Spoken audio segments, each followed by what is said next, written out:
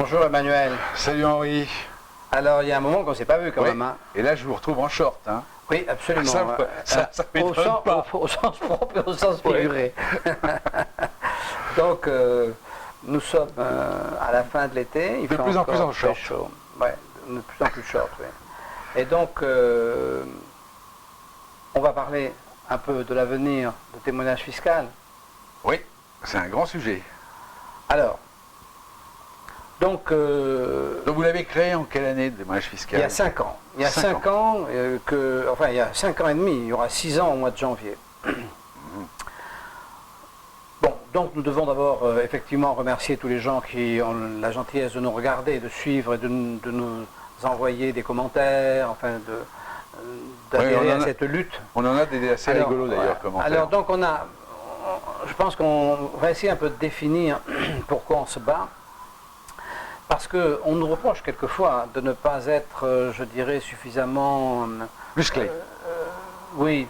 Oui, mais performant, c'est-à-dire on ne va pas casser du CRS. Voilà. On nous reproche peut-être d'être un petit peu trop, oui, de pas bloquer entre guillemets, philosophique, oui. Mais c'est un mot tellement prétentieux. Mais enfin, de parler beaucoup et peut-être d'agir moins. Mais en fait, oui. C'est pas le cas. On agit autant qu'on le peut juridiquement et...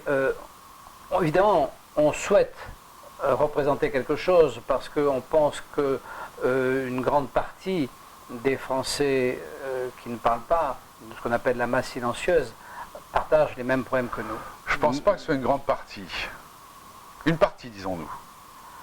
Moi, j'aurais tendance à dire toute la France. Parce qu'ils ne le savent pas.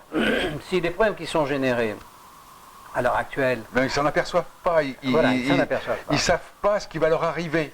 Voilà, donc la difficulté, voilà, c'est ça. Alors ils ne savent pas ce qui va leur arriver. La plupart de ceux qui entreprennent sont comme ça de naissance. Donc quand vous dites à un entrepreneur qu'il y a danger à entreprendre, il ne peut pas vous croire parce qu'il est fait, il est formaté pour entreprendre. Pour entreprendre. Donc il va entreprendre. Il dit de toute façon j'y arriverai, voilà. Je me démerderai.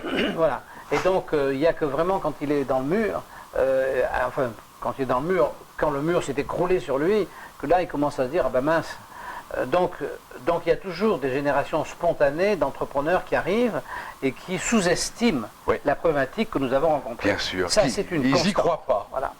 Ensuite, il y a ceux qui bénéficient du système, ou qui croient en bénéficier, parce que là, on est vraiment dans le stade de la croyance pure et dure, c'est-à-dire la croyance de l'égalitarisme. Ouais. Ces gens qui croient dans leur pensée, la pierre de base, c'est l'égalitarisme. Et ceux-là ne se rendent pas compte qu'effectivement, ils sont en train de voir disparaître la richesse que leur société avait engendrée avant cette notion égalitariste qui est employée d'une manière complètement... imbécile. Imbécile, stupide, effectivement.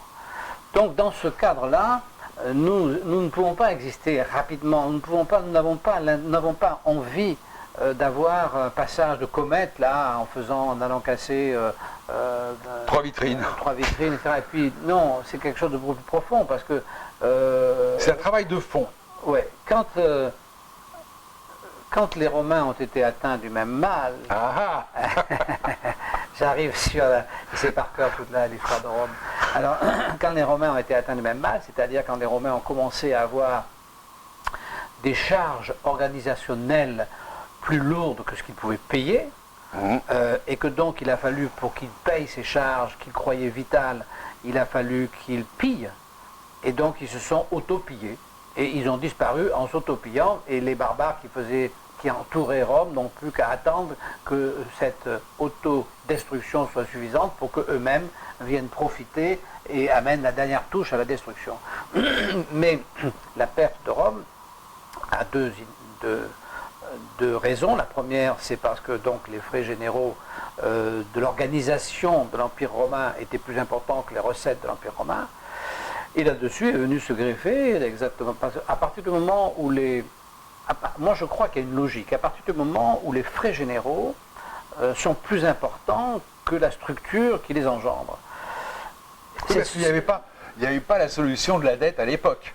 Non. Un petit peu, oui, un petit peu, mais c'était des particuliers qui prêtaient et puis Oui. ils voulaient être remboursés d'une façon ou d'une autre. Absolument. Bon, donc, alors que là, on creuse. Il n'y avait pas la solution de la fausse monnaie, encore Ouais. que je ne suis pas assez compétent. Non, mais non. à l'époque des rois, il y avait la fausse monnaie. Ça, Oui, non, c'est mais sûr. ils trichaient un petit peu, au lieu que la pièce qui devait faire 14 grammes d'or, elle en faisait 11. Oui, c'était pas la même proportion. C'est pas pareil. Alors, donc, dans ces sociétés, comme la société romaine, à partir du moment où la structure organisationnelle coûte Oui. plus cher, le système devient fatalement injuste. Parce que, du coup, la répartition naturelle qui se fait dans une structure qui marche, qui garde ses richesses, lorsqu'un riche est riche, si vous lui tendez la main, il va donner, c'est obligé. Mais quand le riche commence à plus être riche et plus avoir d'argent, non seulement il ne va pas donner, mais il va essayer de vous prendre. Donc, et là arrive la philosophie égalitariste, parce que ce n'est pas nouveau, parce que le christianisme c'est ça. Hein. Donc, parce que si vous voulez, aujourd'hui, Karl Marx ne peut pas être divin parce qu'il n'y a plus de notion de divinité, mais il faut savoir que le Christ à lui tout seul a remplacé tous les autres dieux, puis il y en avait toute une flopée. Oui. Et aujourd'hui, Karl Marx a remplacé, enfin sa pensée, a remplacé la religion, la religion qui était du partage, et la religion égalitariste qui était le christianisme. Bon. Donc aujourd'hui, je dirais que Karl Marx ne peut pas être Dieu parce qu'il n'est pas, mais sa pensée est au plus profond de chacun de nous. Oui, maintenant tout le monde est communiste sans le dire. Voilà, mais sans Bien faire sûr. exprès. Voilà. Or, si vous voulez, ce système ne peut pas marcher parce que tout simplement, il ne peut pas marcher parce qu'il n'est pas. L'économie est un système qui demande à aller vers l'excellence. Et donc, l'excellence, ça peut pas, ça va pas avec l'égalité. C'est comme ça. Donc, si vous voulez, ça ne peut pas fonctionner. Et ça ne fonctionne pas. Donc, pour en revenir à l'Empire romain et à la France, on en est à peu près au même moment. L'Empire romain va basculer parce que il pille partout pour faire fonctionner la machine. Eh bien, c'est ce qui se passe en France depuis maintenant un petit moment, où on pille les forces vives, on pille, et ça descend évidemment. D'abord, c'était les entrepreneurs qui étaient relativement riches, puis ça descend, comme l'Empire romain. Ils vont arriver au serf. Ils vont lui prendre aussi ce qu'avait le serf. Oui, bien sûr. Et bien donc le fonctionnaire, il va y passer aussi. Oui. Le petit artisan va y passer. L'employé va y passer. Tout le monde va y passer. Oui, et au moment de la bascule, c'est ce qui s'est passé effectivement en Russie, au moment de la bascule, les bolcheviks ont monté un système policier, militaire, Oui. avec lequel ils ont pillé le pays. Et ils ont tué des millions de gens.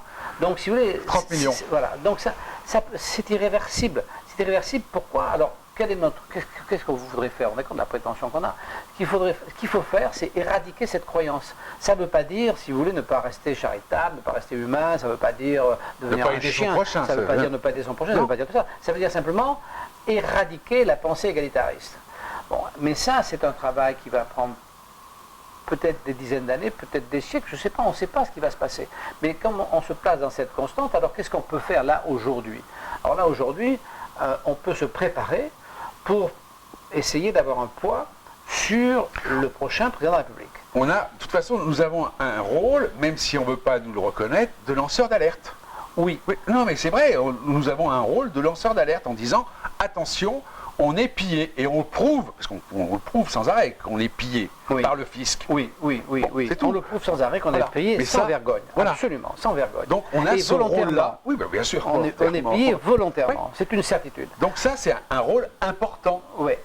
Et donc, après, c'est un rôle très important intellectuellement, moralement, mais ensuite pour le traduire dans les faits, ce qui serait bon, c'est que dans la fin de cette année, le début de l'autre, on arrive à monter une petite structure avec des gens qui ont la même pensée que nous, un peu partout en France, non pas pour faire le coup de poing, mais tout simplement pour avoir des relais.